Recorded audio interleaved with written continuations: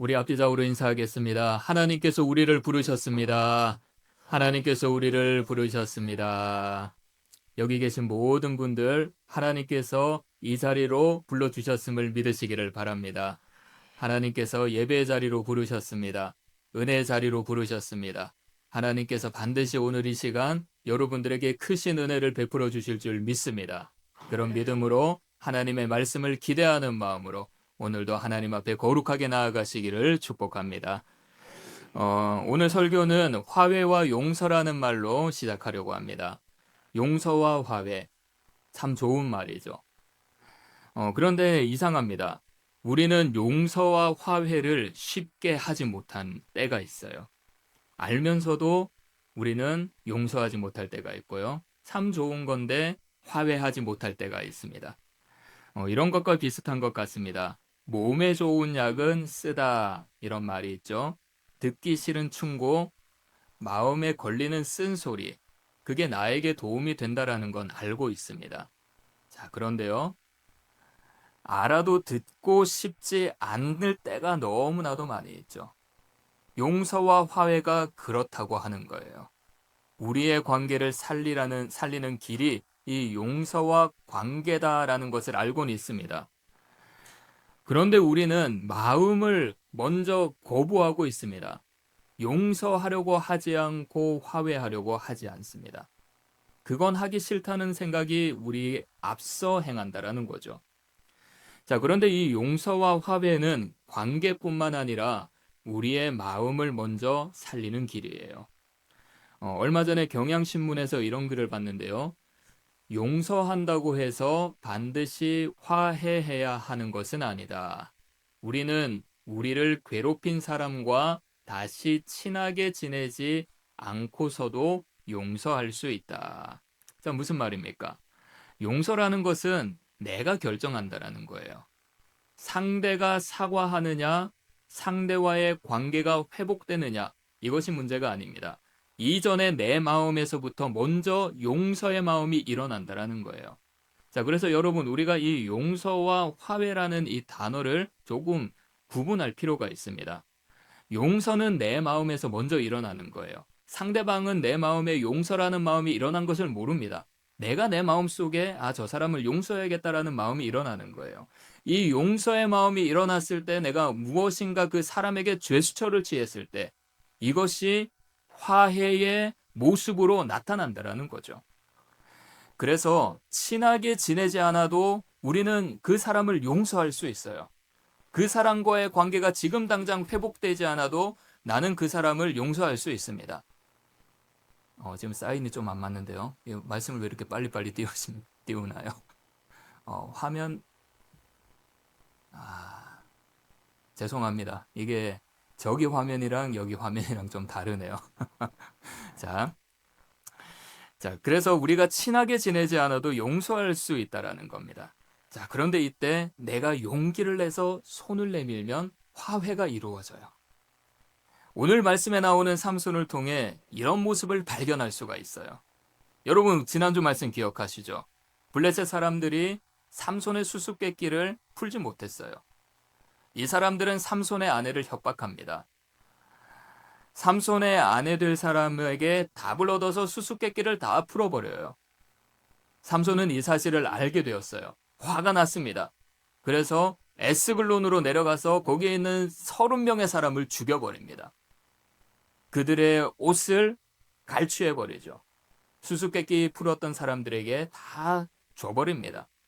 그리고 나서 또 화가 풀리지 않았는지 씩씩거리면서 아버지의 집으로 올라갔다라고 했어요. 자, 이렇게 화가 나서 돌아섰던 삼손이 다시 움직였던 거예요. 그 마음이 움직였던 겁니다. 왜 다시 움직였는지 우리가 한번 말씀을 살펴보겠는데요. 본문 1절 함께 읽겠습니다. 시작. 얼마 후 밀 거둘 때에 삼손이 염소 새끼를 가지고 그의 아내에게로 찾아가서 이르되 내가 방에 들어가 내 아내를 보고자 하노라 하니 장인이 들어오지 못하게 하고. 자, 삼손이 뭘 가지고 갔죠? 염소 새끼를 가지고 갔습니다. 여러분, 당시 유목민들에게 염소는 귀한 재산이었다고 해요. 화해의 예물이나 약조물로 사용하기도 했다고 합니다. 그리고 처가에 들어갈 때 선물로 사용하기도 했다고 해요. 그래서 지금 삼손은 화해하고자 하는 마음으로 귀한 선물을 가지고 다시 처가에 돌아갔던 것입니다. 아까 말씀드렸듯이 화해는 용서의 결과로 나타난다고 했잖아요. 내가 용서의 마음을 품으면 화해의 모습이 나온다. 지금 삼손이 마음의 정리가 시작된 상태라는 거예요. 그런데 아직 완전히 정리된 것은 아닙니다. 분노만으로 움직였던 그 자리에서 한 걸음 살짝 벗어났던 상태예요. 삼손이 이렇게 마음을 품게 된 계기가 있을 건데요. 우리도 보면 그렇지 않습니까? 우리가 화가 나면 내 생각만 하게 됩니다. 상대방이 무례하게 굴면 그 사람의 입장은 생각하지 않아요. 그냥 그 사람의 무례함을 보고 저 사람은 왜 저렇게 행동하는가? 내가 저 사람의 무례함을 받아야 되는가? 내가 이런 대우를 받아야 되는가? 이 생각에 사로잡히게 됩니다. 내 입장만 생각하니 나는 억울하기만 하죠. 이런 상황에서 누군가가 옆에서 뭐 그럴 수도 있지. 그렇게 할 수밖에 없는 이유가 있었을 거야. 이렇게 말을 한마디 했을 때 우리가 이 말을 들으면 우리의 마음이 풀려지기 시작하는 거예요. 그리고 그제서야 상대방의 입장을 생각하게 됩니다. 그럼 이해가 되죠. 그럴 수밖에 없었구나. 그럴 수밖에 없었구나. 그 상황과 그 말을 다시 보면서 내가 뭔가를 반짝하며 깨닫게 된다는 거예요. 삼손도 그랬을 겁니다. 본문 3절을 보면 우리가 합리적으로 추측할 수 있는데요. 본문 3절, 삼손이 그들에게 이르되 이번은 내가 블레셋 사람들을 해할지라도 그들에게 대하여 내게 허물이 없을 것이니라 하고, 삼손이 이 말을 할 때는 화를 내고 있는 상황입니다. 장인이 아내를 다른 사람에게 줘버렸다고 한 상황이었죠. 그래서 삼손은 블레셋에게 복수하겠다고 이렇게 말을 했습니다. 그런데 여러분, 이 말씀에는 중요한 표현이 있어요. 중반절을 보시면 내가 블레셋 사람들을 해할지라도 그들에게 대하여 내게 허물이 없을 것이다. 이런 말입니다. 이번만은 내가 블레셋 사람들에게 손해를 입히더라도 그 사람들은 나를 탓하지 못할 것이다. 나를 탓하지 못할 것이다. 어떤 신학자는 이 부분을 이렇게 표현했어요. 복수에 대한 예고임과 동시에 과거 이스글론에서 자신의 행동이 정당하지 못했음을 인정하는 것이다. 그렇지 않습니까? 삼손이 이렇게 말을 했죠. 이번에는 이라는 말을 했어요. 이전에 이스글론에서 했던 행동과 지금의 행동을 완전 구분한다라는 거예요. 지금은 이스글론에서 했던 일들과 완전히 다르다라는 겁니다. 그리고 삼손이 또 이렇게 말을 했죠. 내게 허물이 없을 것이다. 여러분, 이 말을 잘 생각을 해보면 이전에 이스글론에서 했던 모든 일들은 자기에게 허물이 있었다라는 고백을 하는 거예요. 스스로 내가 그 일을 잘못했다라고 인정하는 겁니다. 여러분, 저는 이 말씀을 묵상하면서 이런 삼손의 모습이 보였습니다. 삼손이 자기 자신을 인정했구나. 자기 자신의 삶을 되돌아보며 자기의 과오를 깨달았구나. 아마 삼손은 아버지의 집에 있을 때 자기가 뭘 했는지, 그리고 무엇이 잘못되었는지 계속 생각했을 거예요. 화가 풀리지 않았을 겁니다. 도대체 블레셋 사람들이 왜 나에게 이렇게 하는가? 그래서 어쩌면 누군가가 화가 나 있는 삼손에게 이렇게 말했을지도 몰라요. 그때 너 이스글론에서 했던 일, 그거 너무한 거 아니냐? 어떻게 내가 그런 일을 할 수가 있어? 어떻게 왜 사람들을 죽이고 그들의 물건을 갈취하면서 그런 불법적인 일을 할 수 있냐? 어떤 사람이 삼손에게 이렇게 이야기를 했을 수도 있어요. 그래서 삼손은 자신의 삶을 되돌아보면서 자신의 과오를 인정했다라는 거예요. 그리고 먼저 화해를 청하기 위해서 삼손은 처가의 집으로 갔던 것입니다. 그런데 여러분, 삼손의 이 인정은 하나님 앞에서의 회개가 아닙니다. 자기 자신을 향한 인식의 변화였어요. 아, 내가 그냥 잘못했구나. 그냥 이걸로 끝이 난 겁니다. 그래서 삼손에게는 여전히 화가 있었고요. 여전히 자기 방식대로 행동했습니다. 화해하러 갔다가 거절당하죠. 어떻게 했습니까? 그 분노는 다시 폭력적으로 나타나기 시작했어요. 여러분, 이 말씀이 우리에게 이렇게 묻습니다. 지금 나의 인정은 누구를 위한 인정인가? 혹시 나의 의로움을 드러내기 위한 인정은 아닌가? 우리가 그럴 때가 있잖아요. 내가 나의 잘못을 인정했을 때 내가 이렇게 인정하면 내가 또 선한 사람으로 보일 수 있겠구나, 이런 생각을 할 때가 있습니다. 나 자신을 드러내는 인정이라면 어떻게 됩니까? 거절당하는 일이 일어났을 때 또 내 마음속에 삼손과 같은 화가 일어나는 거예요.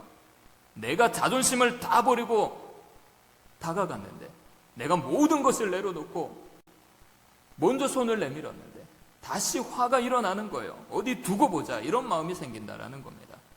이런 마음으로 상대를 더 미워하게 되고요, 그 갈등의 골은 더 깊어지게 됩니다.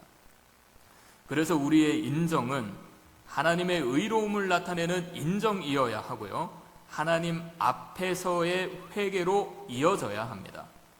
그때 우리는 혈기가 아니라 그리스도의 마음으로 모든 것을 품을 수 있습니다. 여러분, 우리 가운데 서로를 향한 깊은 갈등이 있습니다. 일상을 살아가면서 사람과의 갈등이 있고요, 여러 가지 상황 때문에 어려움을 당할 때가 있습니다. 이런 갈등은 어느 누가 와도 해결할 수가 없어요. 아무리 좋은 사람이 우리와 함께 있어도 이 깊은 갈등의 골을 해결하지는 못합니다. 그래서 우리 안에 먼저 나의 과오를 인정하는 은혜가 있어야 됩니다.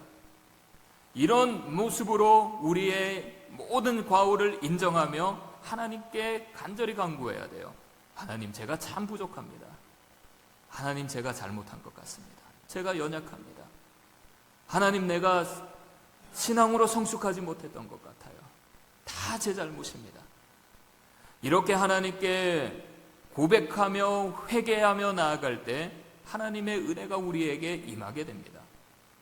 그렇게 하나님의 은혜로 우리의 앞에 있는 모든 갈등이 회복될 수 있다라는 거죠. 하나님께 온전히 나아가시기를 바랍니다. 나의 과오를 인정하고 그 과오를 가지고 하나님 앞에 나아가 회개의 자리에 모든 것들을 주님 앞에 맡겨놓으시기를 바랍니다. 그래서 주님께서 주시는 은혜로 우리 속에 있는 모든 갈등들이 회복되기를 바랍니다. 하나님의 은혜가 넘치는 행복한 삶이 되시고요, 하나님의 은혜가 넘치는 행복한 가정이 되시고 하나님의 은혜가 넘치는 행복한 공동체가 되시기를 축복합니다. 자, 이제 삼손이 보복하는 장면을 한번 보겠습니다. 저는 이 부분을 보면서 삼손 같은 사람은 건드려서는 안 되겠다라는 생각이 많이 들었어요. 굉장히 무서운 사람 같았습니다. 자, 우리 본문 4절 5절 함께 읽겠습니다. 시작. 삼손이 가서 여우 300마리를 붙들어서 그 꼬리와 꼬리를 메고 회를 가지고 그 두 꼬리 사이에 한 회를 달고 회에 불을 붙이고 그것을 블레셋 사람들의 곡식밭으로 몰아들여서 곡식단과 아직 배지 아니한 곡식과 포도원과 감람나무들을 사른지라. 여러분, 이 말씀을 읽어보니까 좀 어떻습니까? 저는 굉장히 어이가 없다라는 생각이 들었어요. 삼손이라는 사람이 굉장히 무섭다라는 생각도 들었고요. 여러분, 이 이야기, 여기에서는 여우 300마리가 나오죠. 지금 이 자리에 강아지 50마리가 있다고 생각해 보십시오. 정신이 없을 것 같아요. 여기에 강아지 50마리가 있다면. 자, 그런데 50마리도 아니고 100마리도 아니고 여우 300마리입니다. 300마리. 말씀을 보면서 묵상하면서 이해가 되지 않았어요. 어떻게 삼손이 300마리의 여우를 잡았는가? 어떻게 300마리의 여우를 2마리씩 잡아두고서 그 꼬리를 묶었는가, 삼손이? 꼬리를 붙일 회를 어떻게 구했고, 또 일일이 그 꼬리에 그 붙여놓은 회에 불을 붙였는가? 그렇지 않습니까? 이 300마리, 적은 숫자 아닙니다. 이 굉장히 많은 숫자인데 어떻게 삼손이 이렇게 했냐? 이해가 되지 않는 말씀입니다. 그리고 삼손이 굉장히 무서웠어요. 여우 300마리를 잡으려고 눈에 불을 켜고 다녔다고 생각해 보십시오. 여우가 어디 있는지 불을 켜면서, 그리고 어떻게 이렇게 창의적으로 복수하려고 할 수 있습니까? 굉장히 창의적이지 않습니까? 여우 300마리의 꼬리에 불을 붙여서 곡식을 다 태워버릴 거다. 누구도 상상하지 못한 굉장히 창의적인 방법이었습니다. 먹고 살 수 없도록 모든 것을 다 태워버렸어요. 굉장히 무서운 사람입니다. 이렇게 성경은 삼손을 좋은 사람으로 만들어 놓진 않았어요. 삼손의 모습 이해할 수 없는 그대로 놓아뒀고요, 우리가 보기에 굉장히 불편한 모습을 그대로 비추어 놓았습니다. 자, 그렇다면 우리가 방금 읽었던 이 말씀, 여우 300마리의 이 모습을 우리가 어떻게 봐야 할까요? 오직 여호와만이 우리의 사사라는 책을 보면 삼손의 이야기에 대해서 이렇게 이야기합니다. 삼손은 나실인으로 묘사하지만 실제 삶에선 한 번도 나실인다운 행동을 한 적이 없다. 그러나 우리가 삼손 이야기를 주의 깊게 살펴보면 삼손 스토리는 겉보기와는 달리 매우 심오한 종교적 이야기임을 알 수 있다. 삼손 이야기는 하나님과 그의 백성이 어떻게 언약을 맺고 함께 살아가는지를 보여주는 스토리이다. 여러분, 그렇습니다. 삼손의 이야기를 처음부터 끝까지 보면 나실인다운 행동을 한 적이 없어요. 블레셋 여인들의 꽁무니만 따라다녔죠. 결혼식에 가서 시시껄렁하게 수수께끼만 냈어요. 여우 300마리를 잡아서 꽁지에 불을 붙여서 모든 곡식을 태워버렸습니다. 하지만 이 삼손의 이 이야기는 하나님과 이스라엘이 어떻게 언약을 맺고 함께 살아가고 있는지를 보여주고 있는 장면입니다. 조금 구체적으로 설명을 드리면요, 삼손이 지금 제멋대로 행동하잖아요. 제멋대로. 이 제멋대로 하는 행동이 지금 이스라엘의 모습이라는 거예요. 블레셋 여인을 쫓아가는 이 삼손, 블레셋의 문화를 동경하는 이스라엘, 가나안의 문화를 동경하는 이스라엘, 가나안 사람들이 섬기는 우상들을 따라가려고 하는 이스라엘의 모습을 보여주고 있습니다. 하나님을 떠난 이스라엘을 이 삼손의 이야기를 통해서 그대로 보여주고 있는 거예요. 여러분, 어쩌면 이 삼손의 이야기는 우리들의 이야기일 수도 있습니다. 하나님의 은혜를 저버리고 제멋대로 살아가는 인생, 하나님의 은혜를 갈망하지 않고 세상의 유익만을 쫓아가려고 하는 인생, 하나님의 은혜의 자리를 점점 떠나가려고 하는 인생. 하지만 제멋대로인 이스라엘과 삼손을 하나님께서 지켜주셨습니다. 이들의 삶 가운데 신앙의 여정에 하나님께서 함께 하셨고 지켜주셨고 그들이 넘어지지 않도록 붙들어 주셨어요. 그래서 이 300마리의 여우 이야기는 우리를 붙들어 주시는 하나님의 은혜의 이야기이고요, 우리에게 도전을 주는 말씀입니다. 여러분, 상상을 한번 해봅시다. 삼손의 입장으로 상상을 해봅시다. 여우 300마리 잡는 것 쉬울까요? 어려울까요? 굉장히 어려운 일입니다. 여우 300마리를 잡았다. 어떻게 보면 단순하게 보입니다. 하지만 삼손이 이 여우 300마리를 잡기 위해서 얼마나 노력했습니까? 막 뻘뻘뻘뻘 걸어다니면서 마을 곳곳을 찾아다녔을 거예요. 여우를 잡으려고. 여러분, 우리의 신앙이 이렇게 최선을 다하는 신앙이 되어야 한다는 거예요. 우리가 신앙을 지켜나가는 것 단순해 보일 수 있어요. 매일 기도하고 말씀 읽고 예배드리고, 그리고 우리가 일상을 살아가면서 하나님의 말씀에 순종하며 유혹을 이겨나가는 것 굉장히 단순하죠. 우리가 신앙에 올바로 자라나가게 하려면 어떻게 하면 됩니까? 누군가가 물어보면 예배 잘 드리면 됩니다. 매일매일 기도하면 돼요. 말씀 묵상하면 돼요. 이렇게 단순하게 표현할 수 있습니다. 그런데 실제로는 우리가 이 모든 신앙의 행위를 하는 것은 단순한 일이 아니에요. 엄청난 노력이 필요하다라는 겁니다. 그래서 하나님은 단순해 보이는 이 신앙을 지켜나가기 위해 우리를 붙잡아 주시고요, 우리에게 최선을 다하라고 합니다. 신앙을 온전히 잡기 위해 너희들은 최선을 다해서 예배드리고 최선을 다해서 기도하고 최선을 다해서 하나님의 말씀을 묵상해라고 하는 거예요. 그래서 우리는 붙잡아 주시는 하나님을 의지하며 우리의 일상 가운데 하나님을 향한 신앙을 지키기 위해 최선을 다해야 돼요. 여러분, 기도의 자리에 최선을 다하지 않으면, 내가 의지를 가지고 최선을 다하지 않으면 기도를 제대로 하지 못해요. 말씀을 읽고 묵상하는 것에 내가 의지를 가지고 최선을 다하지 않으면 하나님의 말씀의 은혜를 누리지 못합니다. 내가 의지를 가지지 않고 말씀을 묵상하지 않으면 그냥 이 책에 기록된 문자일 수밖에 없어요. 하나님의 말씀이 아니라 그냥 적혀있는 글에 불과하다라는 것입니다. 예배의 자리도 마찬가지입니다. 우리가 최선을 다하지 않으면 예배의 간격이 없습니다.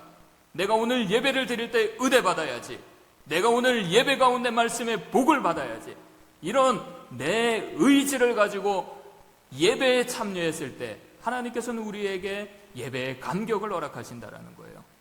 유혹도 마찬가지예요. 유혹도 내가 최선을 다하지 않으면 유혹에 걸려 넘어지게 되어 있습니다. 사랑하는 여러분, 우리의 인생 겉으로 보면 굉장히 평범해 보이고 단순해 보일 수가 있어요. 그리고 우리의 인생 제멋대로 살아가는 인생일 수도 있습니다. 제멋대로인 신앙일 수도 있습니다. 내 생각으로 신앙을 지킨다고 내가 가지고 있는 여러 가지 잘못된 신앙으로 하나님께 예배드릴 때도 있어요. 그래서 그리스도의 인생은 하나님의 약속을 지키려는 거룩한 투쟁이 있어야 돼요. 싸워 나아가야 돼요. 믿음을 지키기 위해, 신앙을 지키기 위해 내가 의지를 가지고 달려나아가야 된다는 겁니다. 최선을 다해 충실하게 나아가야 된다는 거죠. 그럴 때 우리의 삶을 통해 하나님의 뜻을 이루어 나아가실 줄 믿습니다. 우리 교회, 그리고 우리의 가정, 주어진 환경에서 붙잡아 주시는 하나님의 은혜를 의지하여 최선을 다할 때 하나님께서 모든 문제를 해결해 주시고 우리 교회의 부흥의 역사를 이루어 나아가실 줄 믿습니다. 자, 이제 삼손의 오늘 마지막 장면 보겠습니다. 자, 삼손 보복을 하죠. 블레셋이 또 보복을 합니다. 그런데 블레셋은 이번에 삼손에게 직접 보복하지 않아요. 아내와 장인을 불태워버립니다. 이 모습을 보고 삼손이 화가 났습니다. 그래서 원수를 갚겠다고 하죠. 우리 본문 8절 함께 읽겠습니다. 시작. 블레셋 사람들의 정강이와 넓적다리를 크게 쳐서 죽이고 내려가서 에단바위 틈에 머물렀더라. 자, 삼손은 블레셋 사람들이 눈에 보이는 대로 그냥 무차별하게 찔러서 죽였습니다. 그렇게 블레셋 사람들을 죽이고 난 뒤에 삼손이 어떻게 했죠? 에단바위 틈에 숨어버렸어요. 에단바위 틈에. 이번에는 아버지의 집으로 가지 않았습니다. 만약 삼손이 아버지의 집으로 갔다면 블레셋 사람들이 삼손을 쫓아와서 그 지역을, 그 마을을 엉망으로 만들어 버렸을 거예요. 그래서 삼손은 바위 틈에 숨었던 것이죠. 자, 이 장면은 사울 왕이 통치하던 시절에도 똑같이 일어납니다. 사무엘상 13장 5절 6절 말씀을 보면요, 이스라엘은 블레셋 군대를 봤어요. 너무나도 많은 겁니다. 그리고 그들이 가지고 있는 병거가 너무나도 거대해 보인 겁니다. 그래서 이스라엘 사람들이 어떻게 했습니까? 6절 함께 읽겠습니다. 시작.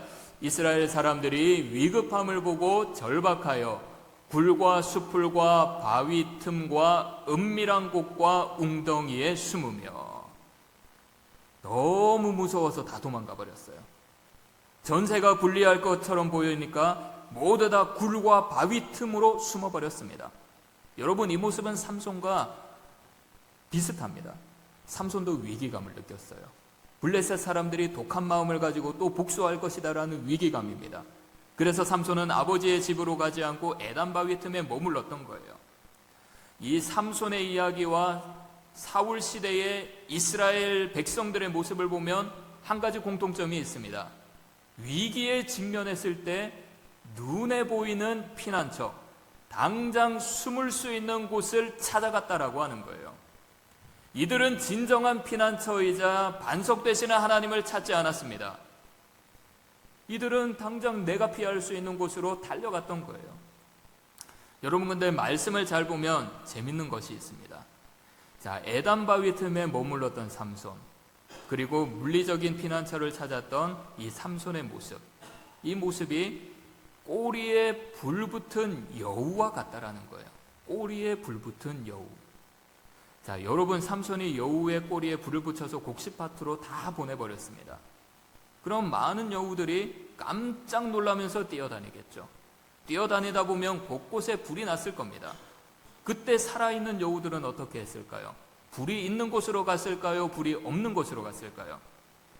불이 없는 곳, 불이 붙지 않는 곳을 찾아내서 숨어 들어가기 시작했을 거예요.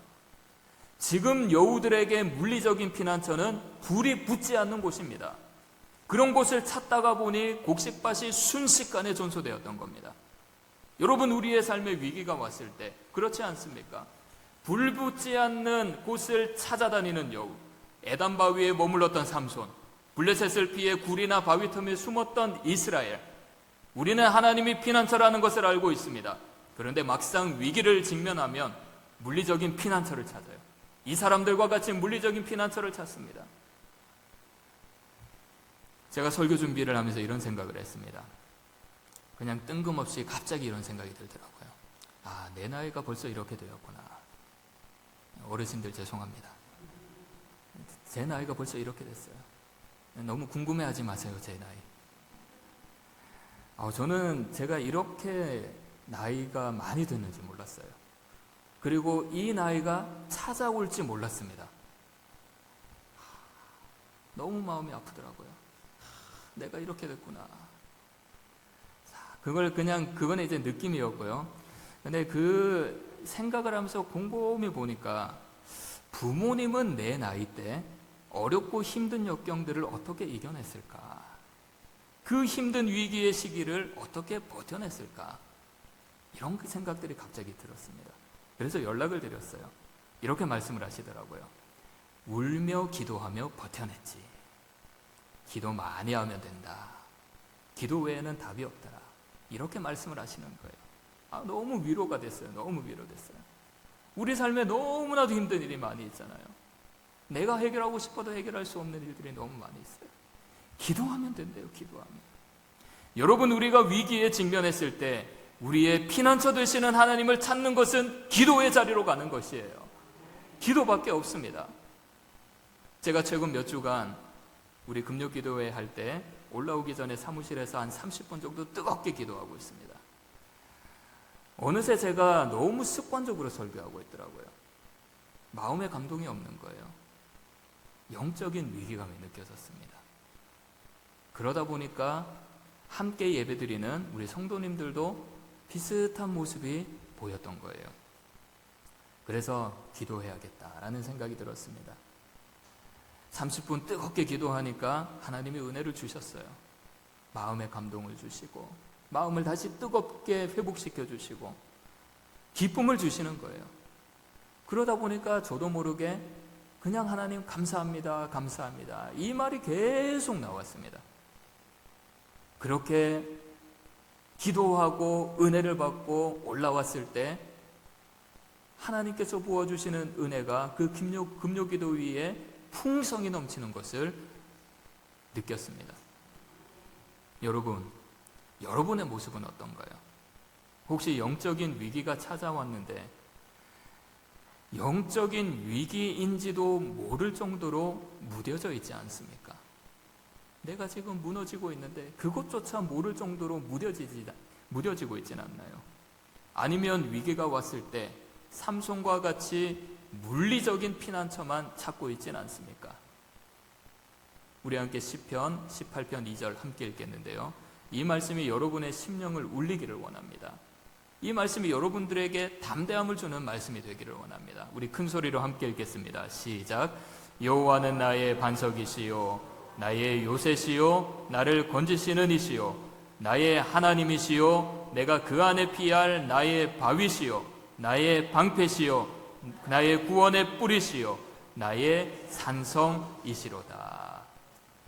사랑하는 여러분, 여호와만이 우리의 반석이 있습니다. 여호와만이 나의 요새입니다. 여호와만이 나의 피난처이십니다. 이번 한 주간 위기에 직면했을 때 우리의 요새가 되는 하나님을 찾으시기를 바랍니다. 피난처 되시는 주님을 찾으며 부르짖어 하나님께 기도하시기를 바랍니다. 그래서 이번 한 주간도 우리의 마음을 모두 주님께 드리며 피난처 되시는 하나님께 달려나아가 우리 모든 마음 가운데 하나님의 평강이 넘치고 우리의 인생이 하나님의 은혜 가운데 승리하시기를 축복합니다. 기도하겠습니다. 하나님 아버지, 우리는 부족합니다. 우리는 연약합니다. 우리가 대단해서 믿음을 지키는 것이 아닙니다. 하루하루 붙들어 주시는 하나님의 은혜로 살아가고 있음을 고백합니다. 그래서 오늘도 우리를 붙잡아 주시는 은혜를 바라보며 간구합니다. 신앙의 침체기에 빠지지 않도록 인도하여 주옵소서. 새 힘을 주셔서 흔들리지 않고 주님만을 의지할 수 있도록 하소서. 위기의 순간마다 눈에 보이는 피난처가 아니라 반석 되시는 주님께로 나아가게 하옵소서.